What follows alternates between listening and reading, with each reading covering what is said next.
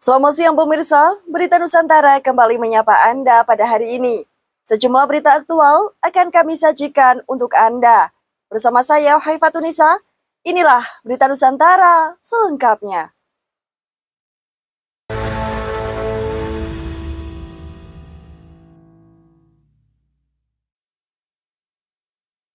Informasi yang pertama pemirsa, Universitas Gadjah Mada atau UGM menegaskan bahwa pihaknya hanya mencetak satu kali saja dari ijazah sarjana Presiden ke-7 Republik Indonesia, Joko Widodo atau Jokowi. Adapun UGM menyatakan ijazah asli tersebut diberikan kepada Jokowi pada saat prosesi wisuda. Hal tersebut diungkap oleh Dekan Fakultas Kehutanan UGM, Sigit Sunarta dalam sebuah video. UGM menjawab yang diunggah di YouTube UGM pada Jumat 22 Agustus lalu. Selain itu, Sigit menyebut bahwa UGM juga memiliki salinan ijazah Jokowi. Sementara ijazah asli dibawa oleh mantan orang nomor 1 di Indonesia tersebut. Sigit melanjutkan, sesuai dengan ketentuan hukum yang berlaku, pihaknya hanya akan menyerahkan detail informasi pribadi milik Jokowi kepada pihak berwenang apabila diminta. Adapun saat ini, salinan ijazah serta berkas lainnya tengah dipegang pihak kepolisian untuk kepentingan penyelidikan. Sementara itu, Wakil Rektor UGM Wening Udasmoro mengatakan, UGM tidak memiliki kewenangan atau tanggung jawab dalam memverifikasi keaslian dari foto ijazah Jokowi yang beredar di media sosial. Adapun foto yang diduga milik Jokowi banyak beredar di media sosial yang juga dijadikan sebagai bahan analisis untuk membuktikan keasliannya. Di akhir, Wening mengatakan prosedur yang tepat bagi pihak ketiga yang benar-benar ingin mengetahui keaslian ijazah Jokowi adalah dengan melihat Jokowi menunjukkan langsung dokumen bukti kelulusannya tersebut. Java TV melaporkan. Informasi berikutnya pemirsa, mantan Wakil Menteri Ketenagakerjaan Immanuel Ebenezer atau Noel Ebenezer terlihat menangis kala digelandang KPK. Noel digelandang KPK usai dirinya ditetapkan sebagai tersangka kasus dugaan pemerasan sertifikasi kesehatan dan keselamatan kerja atau K3 beberapa waktu lalu. Dalam video tersebut, Noel yang mengenakan rompi tahanan oranye serta tangan di borgol tampak menangis. Selain itu, Noel juga sempat menyampaikan permohonan maaf serta permintaan amnesti kepada Presiden Prabowo Subianto. Sebagai tambahan informasi, sebelumnya kasus Noel bermula dari adanya laporan pemerasan di lingkup Kemenaker. Dalam hal ini, KPK menduga bahwa Noel menerima setidaknya 3 miliar rupiah dari praktik pemerasan tersebut. Sementara itu, Ketua KPK Setio Budianto mengatakan, dugaan pemerasan telah berhembus sejak tahun 2019. Adapun biaya resmi penerbitan sertifikasi K3 seharusnya hanya Rp275.000. Namun, perusahaan dipaksa membayar hingga mencapai Rp6 juta. Java TV melaporkan. Beralih ke isu Ridwan Kamil pemirsa, selebgram Lisa Mariana dikabarkan meminta maaf kepada Atalia Praratia di hadapan publik atas perkara tes DNA anaknya yang melibatkan Ridwan Kamil beberapa waktu lalu. Hal tersebut ia ungkap kala Lisa menjadi bintang tamu acara Pagi-Pagi Ambyar pada Kamis 21 Agustus lalu.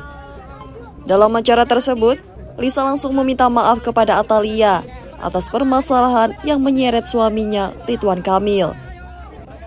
Selain itu, Lisa juga mengaku jika ia menyesal dari lubuk hatinya karena telah membuat masalah yang menghebohkan publik.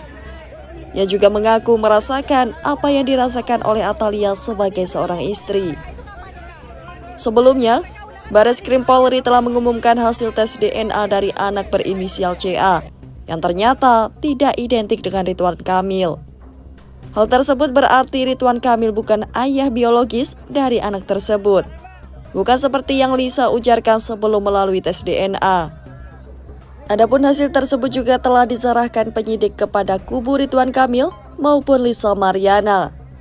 Namun dalam pengumuman tersebut, baik Lisa maupun Ridwan tidak hadir dan hanya diwakili oleh kuasa hukum masing-masing. Java TV melaporkan. Selanjutnya, Presiden Prabowo Subianto saat memberikan pembekalan untuk kepala sekolah dan guru sekolah rakyat se-Indonesia pada Jumat lalu, menyinggung para pengkritik yang menyebut dirinya hanya bisa pidato saja. Hal tersebut diungkap oleh Prabowo kala memberikan sambutan di pembekalan sekolah rakyat tersebut. Selain itu, Prabowo menegaskan bahwa dirinya akan menjawab kritikan dengan kerja nyata untuk rakyat Indonesia. Tak hanya itu, ia juga menyebut pemerintah akan bekerja keras untuk mensejahterakan masyarakat luas.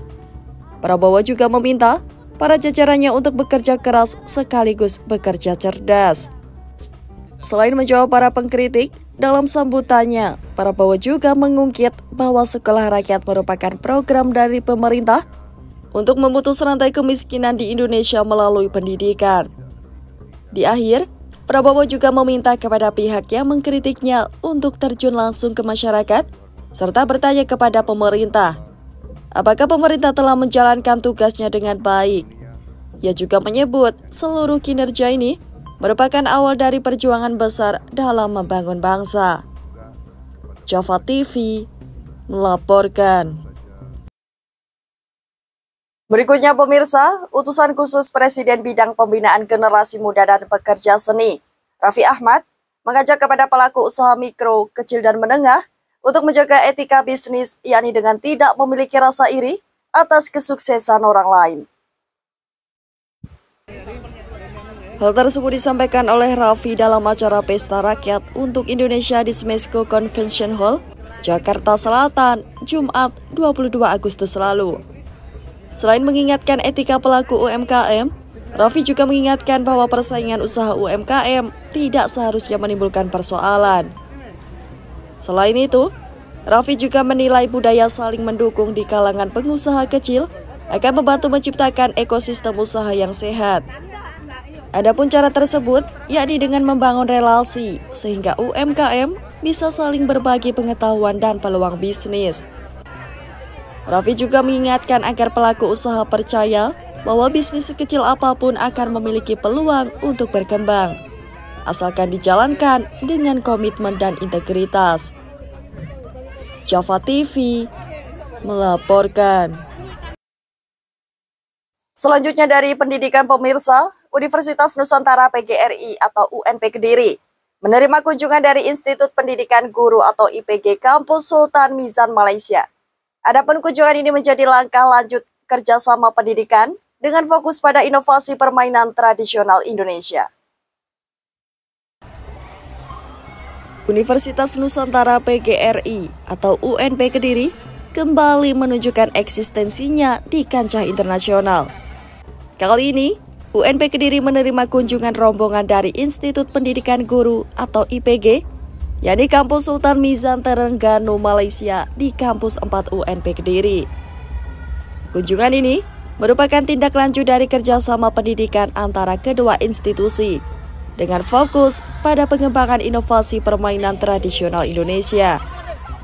Dekan Fakultas Ilmu Kesehatan dan Sains UNP Kediri, Dr. Nur Ahmad Muharam MOR, menjelaskan bahwa pihaknya tengah mengembangkan berbagai permainan tradisional agar bisa menjadi media pembelajaran olahraga yang kreatif dan mendunia. Nur Ahmad mengatakan bahwa Indonesia memiliki ribuan permainan tradisional. Oleh karena itu, UNP berkomitmen untuk menginovasikan sebagian dari permainan tersebut sehingga bisa dikenal dan diajarkan lintas negara. Kami sebelumnya itu sudah kolaborasi dan juga kerjasama dengan kampus Malaysia, sehingga kunjungan hari ini itu adalah kami ingin menyampaikan bahwasanya kampus kami, UNP Kediri itu mempunyai sebuah inovasi pengembangan kaitannya dengan permainan tradisional. Di mana permainan tradisional itu kalau kami lihat di referensi itu kan ada 2.500 permainan tradisional, sehingga kami mempunyai tempat dan juga mempunyai lokasi untuk bagaimana caranya mengembangkan permainan tradisional tersebut. Salah satunya tadi sudah diperagakan dan juga sudah dipraktekkan oleh student dari Malaysia dan juga mahasiswa dari kami, sehingga pengembangan permainan tradisional ini nanti bisa kami bawa ke Malaysia untuk dijadikan sebuah inovasi dari pengembangan kampus kami. Dalam kesempatan tersebut, UNP Kediri juga memperkenalkan 4 permainan hasil inovasi dosen dan mahasiswa, yaitu boy-boynan, keronjang, baloga, dan bitingan. Selain itu, ada pula permainan keroncang yang merupakan perpaduan antara sepak takraw dengan bola basket yang telah dimodifikasi. Dalam kesempatan tersebut, mahasiswa dan dosen Malaysia yang turut mencoba permainan tersebut mengaku terkesan dengan kreativitas yang dihadirkan. Salah satunya Muhammad Syafiq bin Syafarudin, mahasiswa IPG Sultan Mizan, menyebut bahwa permainan tradisional Indonesia syarat nilai edukasi dan layak dikembangkan di Malaysia. Bagi saya, permainan tradisional Indonesia sangat bernas idenya karena dia menggabungkan beberapa olahraga ataupun sukan seperti sukan ke bola keranjang dan sepak takraw. Dan permainan tradisional Indonesia juga ada peraturannya dari kiraan mata ataupun kiraan masa untuk setiap pasukan yang menyertai olahraga tersebut. Ya, bagi saya olahraga ini amat sesuai dikembangkan di Malaysia kerana kualiti ataupun pemikiran rakyat Malaysia dan Indonesia juga seperti sama levelnya. Oh ya, bagi olahraga ataupun acara tadi, dia di awal waktu hanya memerlukan kefahaman dari segi peraturannya, dan apabila sudah mengetahuinya maka murid-murid ataupun anak-anak bisa memainkan secara aman. Di Malaysia beda aturannya? Aturannya, ya dikit beda, cumanya konsepnya lebih kurang sama, cumanya berbeda dari segi mata jaringan dan peraturannya. Yang paling menarik saya yang mainnya di sini, ya, dan satu lagi yang pakai bola koboi, itu kolaborasi. Jadi bagi saya kolaborasi ini amat bagus kerana dia menggabungkan jalinan antara dua negara. Hal senada juga disampaikan Puan Norehan binti Mustafa, dosen pembimbing dari IPG Sultan Mizan. Menurutnya, kolaborasi ini bukan hanya sebatas pertukaran pengalaman akademik, tetapi juga penguatan hubungan budaya antara Malaysia dan Indonesia. Okay, tanggapan saya mengenai permainan tradisional ini ialah sangat bagus kerana telah dimodified dan diadaptasikan supaya dia menjadi sesuatu yang lebih bermutu dan diterima oleh kanak-kanak dan sehinggalah kepada masyarakat sekeliling. Sebagai seorang pemimpin sukan tradisional di sini, masyarakatnya dikumpulkan dan diserumpunkan dan digabungkan bersama-sama untuk pembangunan sukan rakyat, sukan tradisional. Dia membedakan, cuma apabila digabungkan dia sukan di Malaysia dengan sukan di sini agak sama, cuma namanya saja berbeza. Kolaborasi mungkin ada Paramat dah membincangkan mengenai kolaborasi antara Kediri dengan kampus Sultan Mizan. Melalui kolaborasi ini, UNP Kediri berharap permainan tradisional Indonesia bisa menjadi ruang lebih luas sebagai bagian dari warisan budaya sekaligus inovasi olahraga modern. Ahmad Ion, Java TV, melaporkan. Selanjutnya dari KPK, Ketua Komisi Pemberantasan Korupsi, Setio Budianto, mengungkap bahwa mantan Wakil Menteri Tenaga Kerja, Noel Ebenezer, disebut meminta uang sebesar 3 miliar rupiah untuk merenovasi rumahnya di kawasan Cimanggis, Depok, Jawa Barat. Menurut keterangan Budi pada Sabtu 23 Agustus lalu, Budi mengatakan bahwa uang tersebut diberikan oleh Irvian Bobby Mahendro yang juga menjadi tersangka dalam kasus ini. Sebelumnya, Bobby menjabat sebagai Koordinator Bidang Kelembagaan dan Personil K3 tahun 2022-2025. Sementara itu, KPK menduga bahwa Wakil Menteri di Kabinet Prabowo Subianto telah menerima jatah pemerasan sebesar 3 miliar rupiah pada Desember 2024 lalu. Dari temuan awal KPK, Noel diduga menerima uang 3 miliar serta 1 unit motor Ducati. Adapun jumlah total dari pemerasan ini adalah sebesar 81 miliar rupiah dan uang tersebut mengalir ke sejumlah pihak, salah satunya Noel Ebenezer yang menjadi salah satu tersangka dari 11 orang tersangka yang ditetapkan oleh KPK yang terdiri dari pihak swasta dan Kementerian Ketenagakerjaan. Java TV melaporkan. Selanjutnya dari dunia hiburan pemirsa, salah satu punggawa timnas sepak bola Indonesia, Pratama Arhan, dikabarkan telah menggugat cerai istrinya Aziza Salsa atau Zize. Adapun permohonan cerai tersebut diajukan melalui Pengadilan Agama Tiga Raksa, Tangerang. Melalui Sistem Informasi Penelusuran Perkara atau SIPP, Pengadilan Agama Tiga Raksa, permohonan cerai tersebut telah diajukan sejak 1 Agustus 2025 lalu. Sementara pada hari Senin 25 Agustus, dilakukan sidang atas perkara gugatan tersebut. Adapun sidang perdana tersebut digelar dengan agenda pemanggilan termohon, yakni Aziza Salsa. Akan tetapi, dalam sidang tersebut, Aziza tidak memenuhi panggilan hakim. Sementara Arhan diwakili oleh kuasa hukumnya, Singgih Tommy Gumilang. Sebelumnya, rumah tangga kedua selebriti tanah air tersebut sempat ditempa isu kabar miring, terutama Aziza yang dikabarkan terlibat skandal perselingkuhan. Tidak hanya itu, Arhan juga sempat menghapus foto-foto kebersamaannya dengan Aziza yang memperkuat dugaan keretakan rumah tangga pasangan muda tersebut. Adapun Pratama dan Aziza sendiri menikah di Masjid Indonesia Tokyo, Jepang pada 20 Agustus 2023. Dalam pernikahan tersebut, turut dihadiri oleh sejumlah tokoh penting, yakni Ketua Umum PSSI Erick Thohir, serta Wakil Ketua Umum DPR RI Sufmi Dasko Ahmad. Java TV melaporkan. Beralih ke informasi lainnya, Panitia Kerja atau Panja DPR RI dan pemerintah terkait dengan revisi Undang-Undang Haji disebut menyepakati pembagian kuota jemaah haji reguler di setiap kabupaten atau kota yang nantinya ditetapkan oleh Menteri. Adapun sebelumnya kuota jemaah reguler di kabupaten atau kota diatur oleh gubernur dengan mempertimbangkan proporsi jumlah penduduk muslim hingga daftar tunggu jemaah haji di setiap daerah.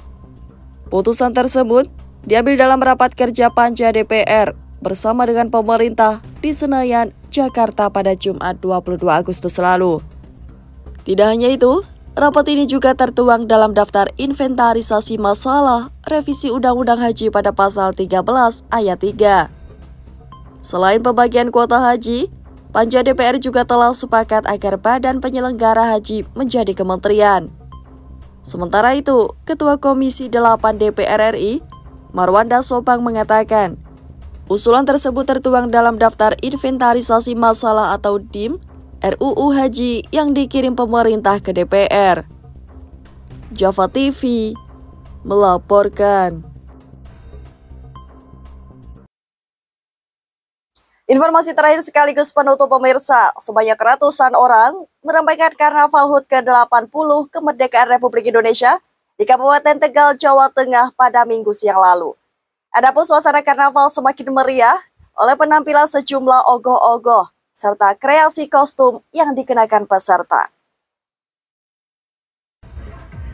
Sejumlah tarian dan ogoh-ogoh ditampilkan para peserta Karnaval HUT ke-80 Republik Indonesia di Desa Pedagangan, Kabupaten Tegal, Jawa Tengah, Minggu 24 Agustus siang lalu. Dalam karnaval ini tersaji berbagai ogoh-ogoh, yakni ogoh-ogoh khas Bali, patung Pangeran Diponegoro menunggang kuda, animasi kera putih, burung Garuda, serta replika kendaraan tank.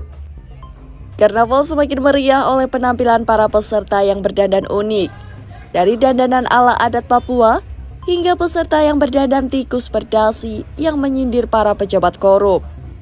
Dandanan tersebut merupakan wujud ekspresi geram masyarakat dengan ulah para koruptor di Indonesia yang tidak tersentuh oleh hukum. Saya pengen tanya, ini kenapa menggunakan kostum tikus terus membawa tulisan uang rakyat ini? Mengingat koruptor di negeri ini yang tidak terdeteksi dan maraknya koruptor di lingkungan saat ini, terutama dewan-dewan yang pura-pura menjadi rakyat. Harapannya apa kamu sebagai generasi muda? Semoga korupsi semakin sedikit dan semakin terdeteksi hukum supaya bisa ditindaklanjuti, karena banyak rakyat yang menderita karena korupsi. Tak kalah menarik, ada pula penampilan ibu-ibu berkostum limbah plastik yang memainkan drum band dari alat-alat dapur dan botol kaca. Pada karnaval ini, tiap kontingen membawa sound system ala sound horeg untuk mengiringi peserta berjoget dan menggugah semangat. Adapun karnaval diikuti oleh 38 kontingen dari masing-masing RT. Setelah konvoi keliling jalan, masing-masing kontingen akan melakukan pertunjukan di depan panggung kehormatan. Nantinya, penampilan mereka akan dinilai oleh para juri untuk mendapatkan berbagai hadiah. Diikuti masing-masing RT, di semua RT, semua RT, 38 RT. Pak, ini di belakang ini ada barang-barang itu door prize apa dia? Door prize dari pemerintah Desa Bedakan. Kita pemerintah Desa Bedakan tidak memungut biaya untuk ke setiap RT dan murni dari pemerintahan Desa Bedakan. Berarti nanti ada penilaiannya dari masing-masing. Penilaian khusus dari juri. Kalau dibandingkan dengan tahun lalu, peserta gimana nih Pak? Lebih mudah tahun ini ya, karena dari 7 RW mengirim delegasi semua. Masing-masing kontingen sangat antusias mengikuti karnaval, meski harus merogoh kocek pribadi. Tidak hanya itu, acara tahunan ini menjadi tontonan gratis para warga. Kuncoro Wijayanto, Java TV, melaporkan. Baik pemirsa, informasi tadi sekaligus menjadi penutup perjumpaan kita hari ini. Saya Haifatunisa dan segenap tim redaksi yang bertugas pamit undur diri. Selamat siang, salam berita Nusantara.